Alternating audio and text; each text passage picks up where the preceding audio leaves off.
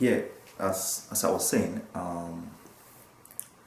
following the the success in the High Court and the Supreme Court in Uganda by Seoul, and they're still awaiting the decision of the Constitutional Court. And I had a discussion with one of the senior lawyers at Seoul who is actually working on these cases, and that's counsel David Kabanda, which those of you from Uganda will probably know him. So he told me about the plans of or the plan to take forth this case to the African regional human rights mechanisms if they don't have a favorable outcome or a favorable decision from the Constitutional Court. So now I would like to proceed to look at or to talk about some of the important lessons that we can learn from these case studies, and also lessons that we should that is the lessons that we should or you should consider when engaging in strategic litigation to combat torture and ill treatment of people with mental disabilities in Africa. The first point that I would like to highlight is that both the lawyers and organizations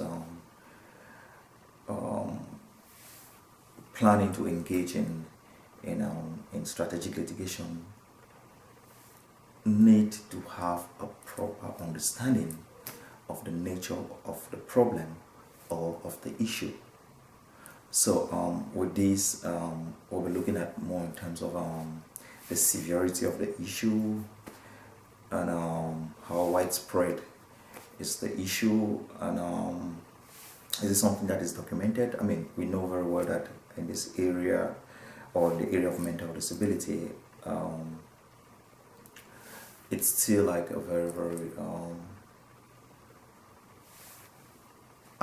unexploited area where lawyers have organizations working on the issues. At times they have a limited understanding of the nature of some of these problems, especially when you look at it in the context of human rights, or when you have to translate these issues in human rights language. So, and then also at the level of documentation, so this needs to be documented. For example, if you look at MJ's report in the one in Kenya, the one in especially the ones in Uganda and Zambia that actually focus on issues to do with ill treatment and exploitation, violence and abuse within the communities and in places where people receive services, that is traditional healing centers or psychiatric hospitals. It's a good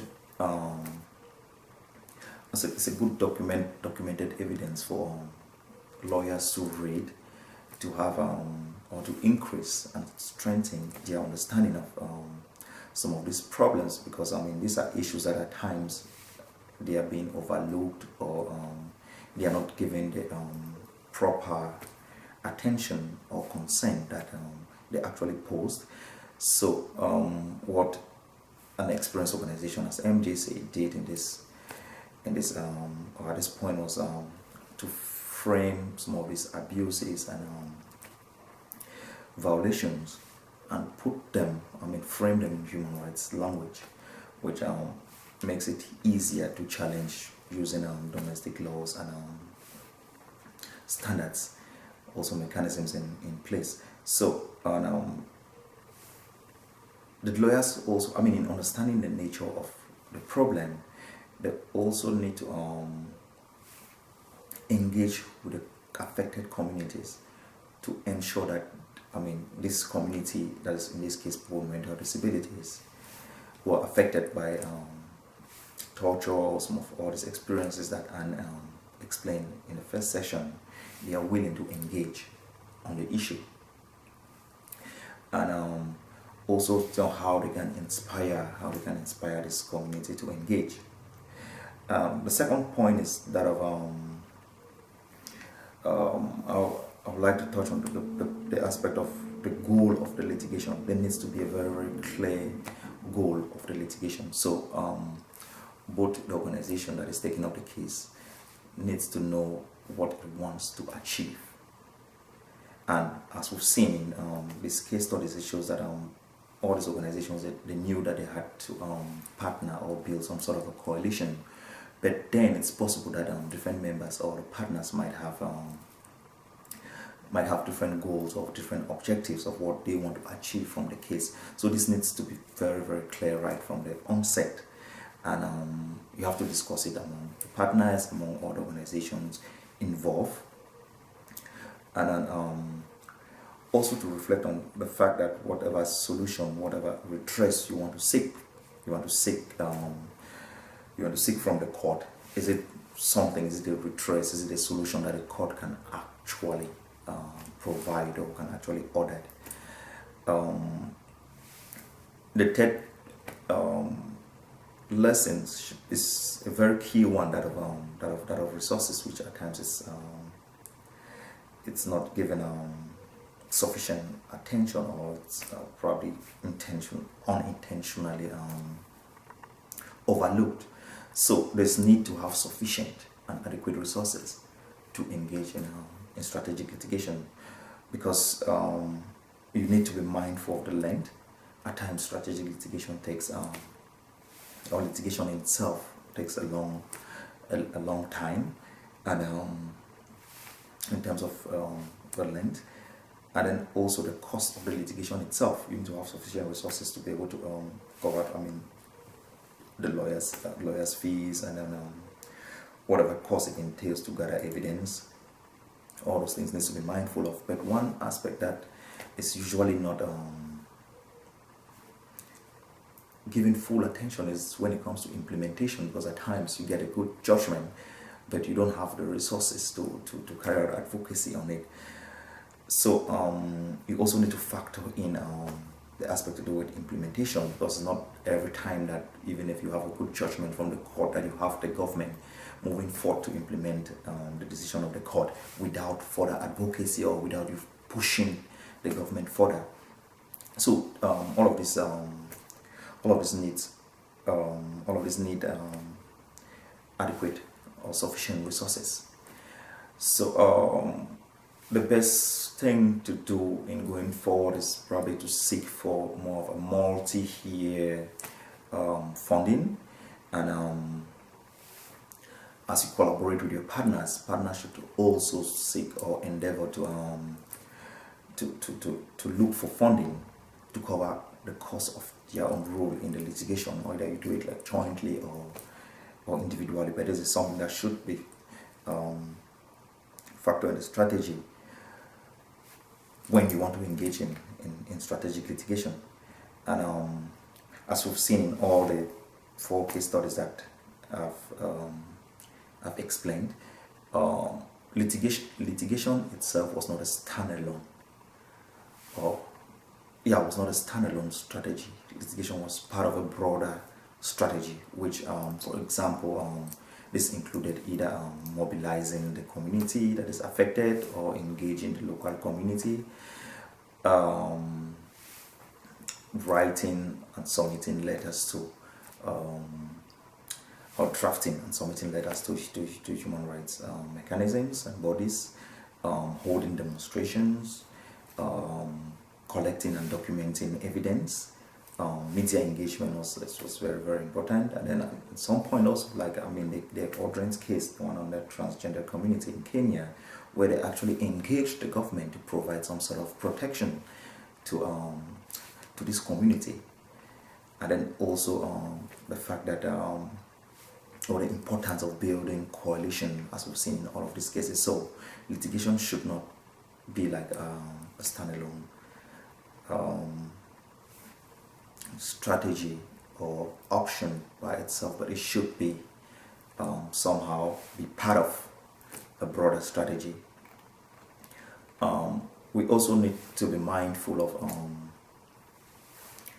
the potential impact of strategic litigation. At times, the impact, most over times or always we seek for positive to create a positive impact, but at times you can have an impact that is like probably counterproductive. And be mindful of what are the barriers before you engage in litigation, and what are the risk involved. So I mean, you can have a negative judicial outcome that sets a bad or negative precedent.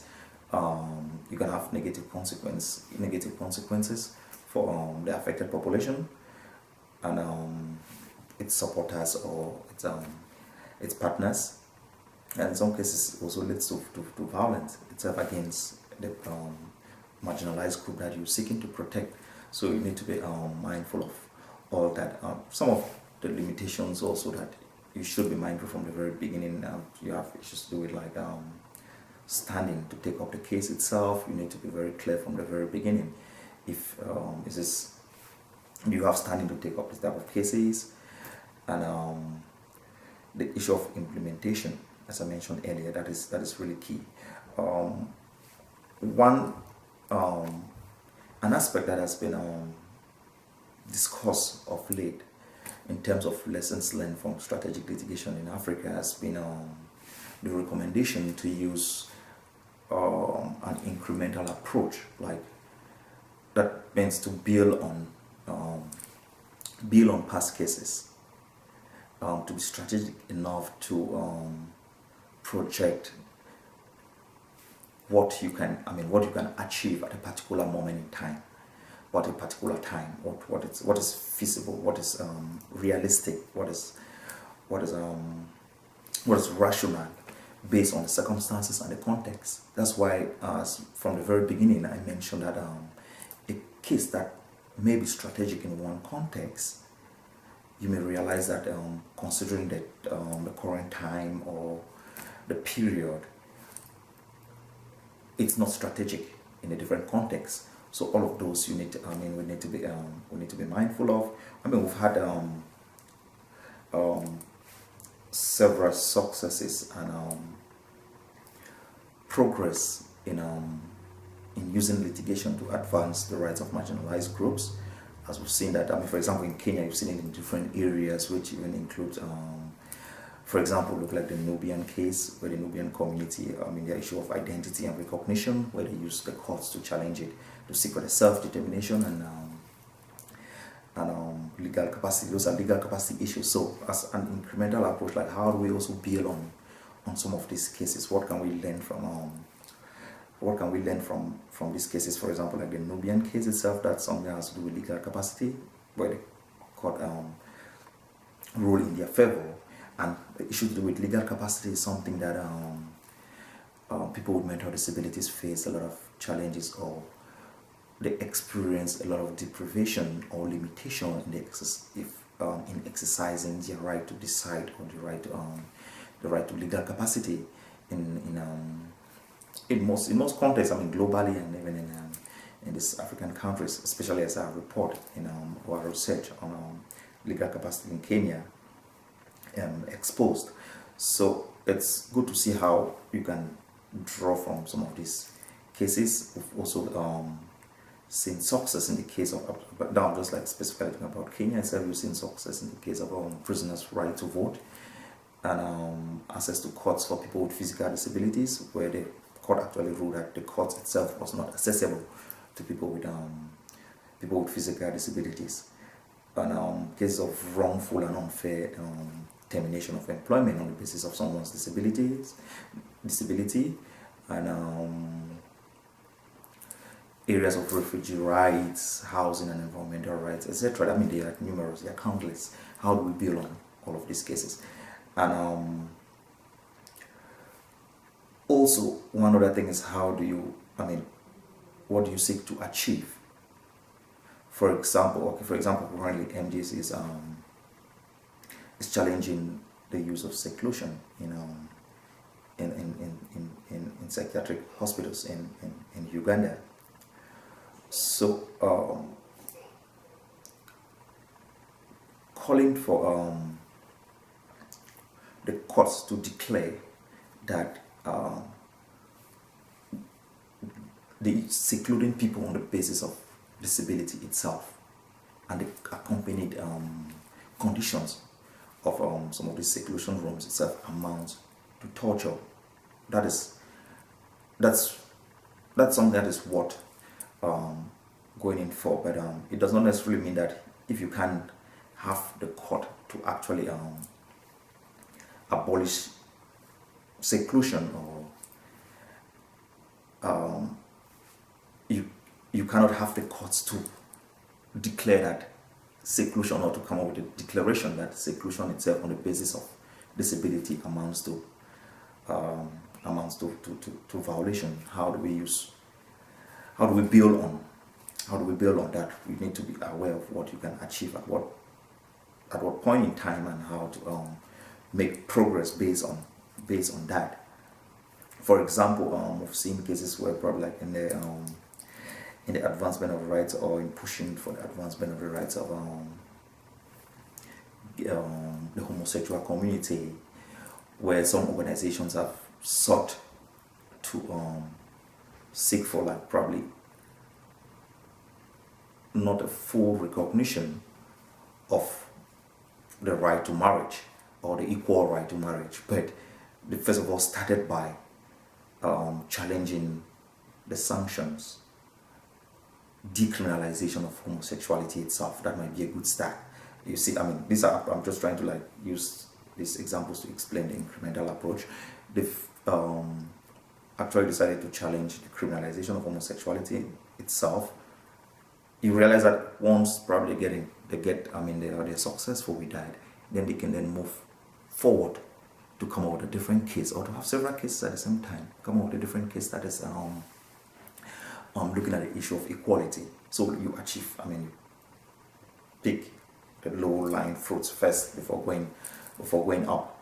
So one other thing, as I was saying with regard to the lessons learned, is that of building, or the potentials of partnerships, and building partnership with a range of partners and community-based groups. In engaging in strategic litigation, it may also require you to have specialized expertise and provide who can also provide evidence.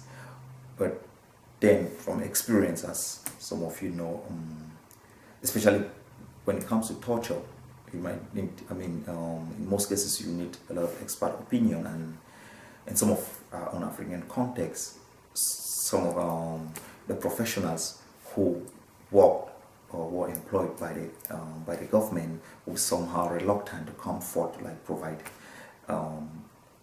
evidence. For obvious reasons, trying to be loyal to their employers. So we all need to be mindful of all of these issues. Then also one key thing is the issue of the remedy sought, and its potential to address a systemic issue, or to address systemic issues. Does the remedy sought, does it reflect